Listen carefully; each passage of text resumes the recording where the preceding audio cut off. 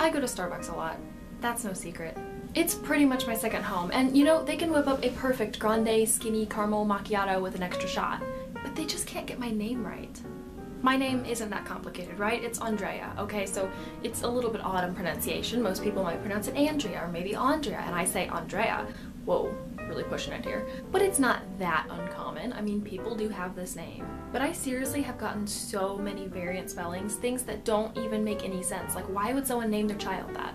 Sometimes they sort of look like they could be pronounced similar to Andrea, other times they're just way out there. Recently I got a work experience placement with a publishing company, so I was working in Leicester Square for like 3 weeks. So I went to a Starbucks a lot there, obviously, you know. When you're working 9 to 5:30 and you kind of need some coffee. A lot of coffee. So it's Leicester Square. I understand you're probably not going to get the same type of service that I might in Bristol, for example, where like I knew everybody's names, they knew me, they remembered my order half the time. Okay, that's a little bit pathetic. But I get it, there's a lot of people, it's a busy spot, that's fine. But I went in and for whatever reason, I was the only person in line at that moment. I timed it just right. Because actually a lot of people came in afterward. But I was the only person in line. I ordered my drink, I got I think a chai tea latte, and she asked me my name. I said Andrea, she wrote something on the cup. I went to the other side and the guy gave me my skinny chai tea latte, and I looked at the name, and it said Diane. Diane? I was the only person in line, right? So I didn't grab somebody else's drink, let's just clear the record there for that. It was my drink. It was my skinny chai latte, and it said Diane. How does that sound like Andrea?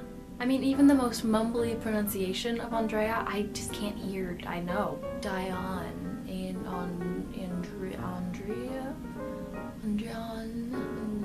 no.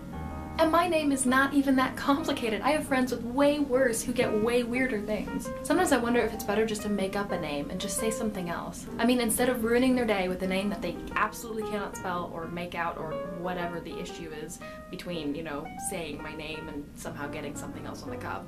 Maybe I should just say something really easy, like Amy or Amber. I've actually used Amy before. It's really easy, there's one way to spell it, they'll probably hear you right. It's a nice, good English name, so English speakers are gonna be just fine with it. Ideally. Just make it easy for them. Okay, so it's not my name. Okay, so technically when they call it, I might have to remember, wait, did I say that name? But it will make things easier and you absolutely will know that you're getting the right cup. Even more fun would be use a fictional name, like Catwoman, Batgirl, Katniss, Thor, the Hulk, Miley Cyrus. I mean, they can't tell you no, they can't say what's your real name. That would be name discrimination. So what do you guys think? Do you have a unique name that always gets messed up? Or maybe you have one of those names that everybody always gets right, like Kate or Sarah. Actually, you could even mess that one up. Never mind. No one is safe. I knew I had to make a Game of Thrones reference at some point. I've been watching so much of it. Let me know in the comments if you agree or if this has happened to you or if you have any funny Starbucks stories because, you know, coffee nerds, we love them. And I hope all of you guys are doing well. If you have a few minutes, just jump over to Twitter and update me a bit. Tell me what you're up to.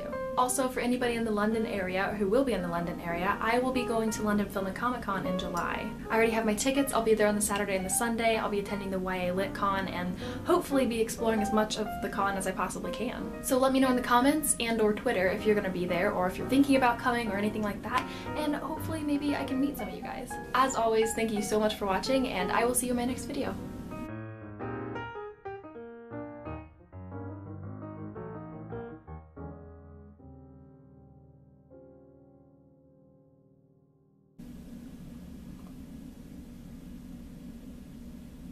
I don't even look like a Diane.